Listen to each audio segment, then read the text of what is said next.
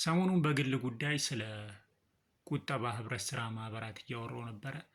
እንደምታዩት የኢትዮጵያ ብሔራዊ ባንክ በቁጠባ ብድር ማህበራት፣ ህብረት ስራ ማህበራት እንዲሁም በጡረታ ፈንዶች ላይ ጥብቅ የሆነ ቁጥጥር ሊያደርግ መሆኑ ነው የተገለጸው። እነዚህ ተቋማት የጡረታ ፈንዶችና የአበዳሪ ህብረት ስራ ማህበራት በጣም ብዙ በቢሊዮኖች የሚያንቀሳቅሱ ተቋማት እንደሆኑ ይታወቃል። ያው ከዚህ በፊት በነበረው አሰራር የህብረት ስራዎችን የሚቆጣጠሩት በፌዴራልም ሆነ በክልል ያሉ የህብረት ስራ ኮሚሽን እና ቢሮዎች ናቸው ማለት ነው። ይሄ በአጠቃላይ ወደ ብሔራዊ ባንክ ሊዞር እንደሚችል ነው የተገለጸው።